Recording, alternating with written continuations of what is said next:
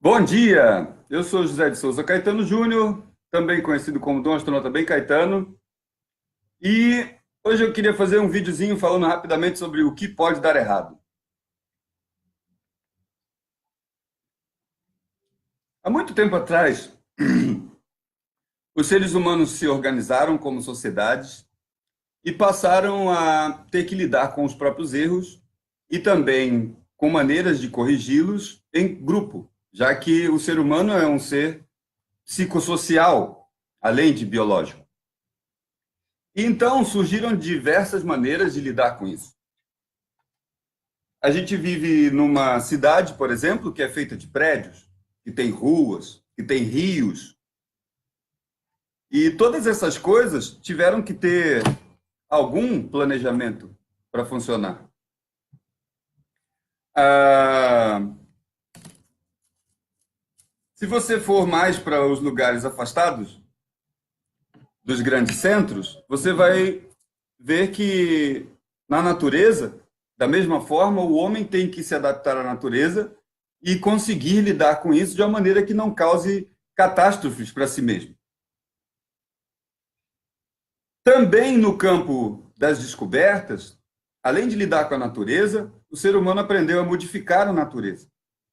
Então, o ser humano aprendeu a fazer alimento, modificando alimento, com fogo ou com cruzamentos genéticos para ter a comida que gosta, da maneira que gosta de comer.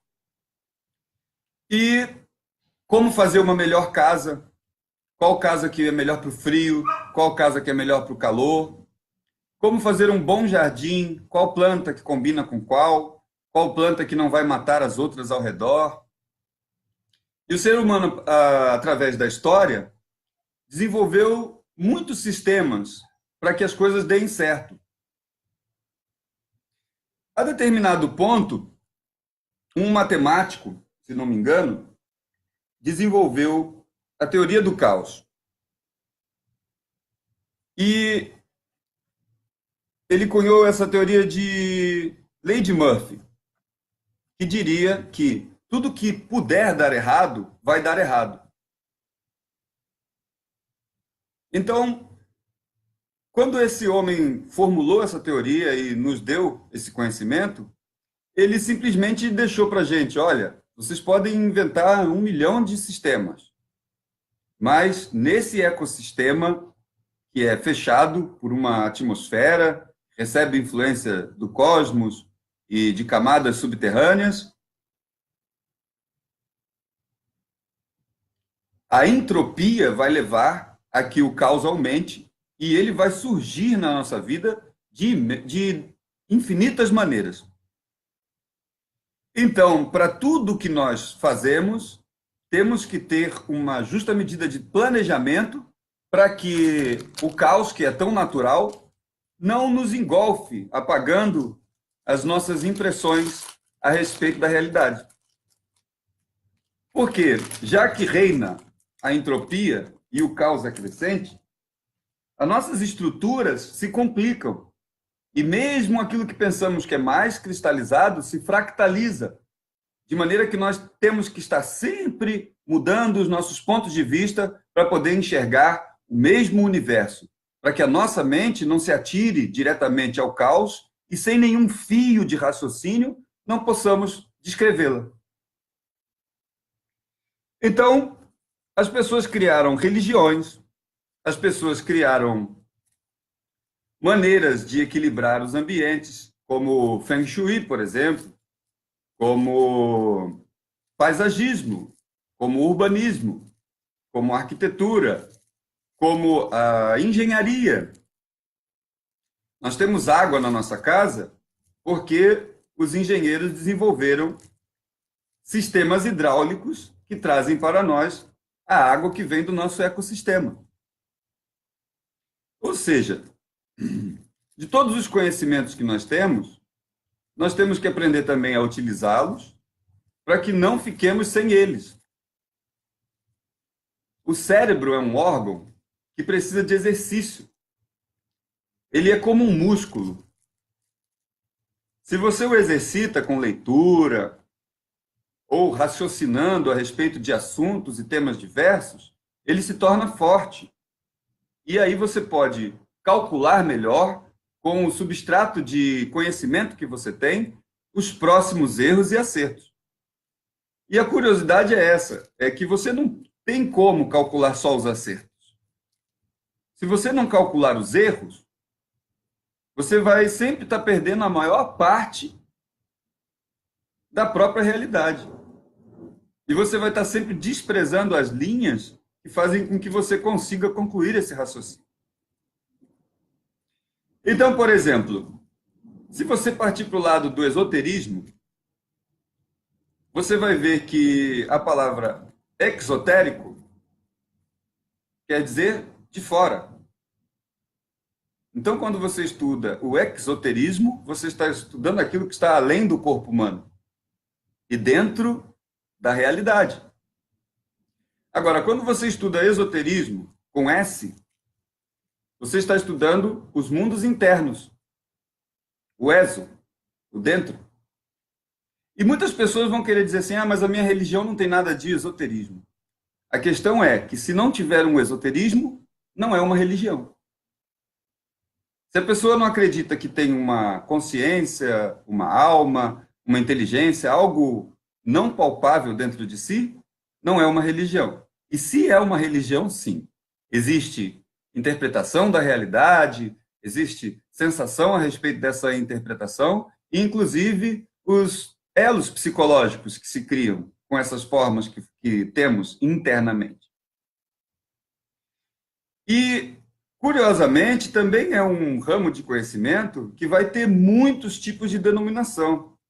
Então, por exemplo, a pessoa vai poder ser um mago, um bruxo, ou então um canalizador, ou um homem de conhecimento, um pajé, ou um xamã, ou uma coisa que só as pessoas que estão inseridas nesse tipo de conhecimento compreendem propriamente. E mesmo os antropólogos mais experientes, quando descreverem essas situações, vão se colocar ao lado, como alguém que estava lá, participava e até descreve, mas que dedica a autoridade de cada uma dessas culturas ao próprio ente que as manifesta.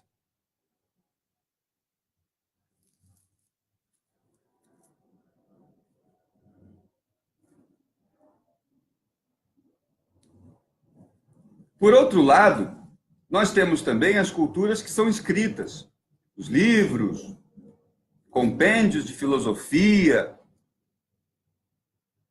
as paraciências e protociências que deram origem à química, física, matemática, que vieram da alquimia e dos experimentos de filósofos e matemáticos da antiguidade. E que também percorrem várias etnias e cada fenótipo diferente de cada etnia normalmente vai ter a sua própria cultura a respeito da espiritualidade e da sua visão de mundo. E todas essas maneiras de enxergar a vida são patrimônio da humanidade. O ser humano, às vezes, perde muito tempo polemizando acerca daquilo que sabe que pode dar errado, porque é a vida. E ele se esquece daquilo que deu certo, que foi através desses milhões de anos de evolução se tornar uma sociedade plural, na qual cada uma das identidades culturais é um patrimônio vivo, que não deve ser menosprezado ou eliminado. Nós temos a graça, a felicidade, a sorte de estarmos em 2018 e não termos mais que apagar religiões do nosso histórico. Ao contrário, nós temos todas as religiões da antiguidade para conhecer e para preservar como nosso patrimônio vivo. Algumas ainda não são reconhecidas como ressurgidas. Outras tiveram os seus deuses engessados e não se conhecem mais os cultos em atividades que os adoram. Mas todas essas atividades a respeito do esoterismo humano, a respeito do que os mundos internos dos seres humanos se mostram nessa realidade, é o nosso patrimônio, é parte da nossa felicidade. É claro que se você lida com um sistema natural, você pode acabar introduzindo uma planta exógena, uma planta de outro ecossistema, e desequilibrar o seu próprio ecossistema. Você pode ir a algum lugar, cavar, procurar uma raiz, trazer para sua casa e, sem querer, trazer um fungo que contamine toda a tua cidade. E essas coisas acontecem, podem dar errado. Você pode desenhar um prédio, seguir todo o recurso humano que você teve para que ele ficasse retinho, perfeito, com as linhas, ou então com estilismos e curvas, e com o tempo, esse prédio pode ruir. Ou por uma falha de estrutura, ele pode amanhã não estar mais lá. Mas nós temos esse conhecimento. É nosso patrimônio. E não deveríamos fazer guerras a respeito. E nem ser infantis, como aquela criança que tinha a tesourinha do Mickey, que falava, eu tenho, você não tem. Porque se o ser humano também decide não se aperceber ou não falar a respeito dos mundos internos, já que não o compreende na totalidade,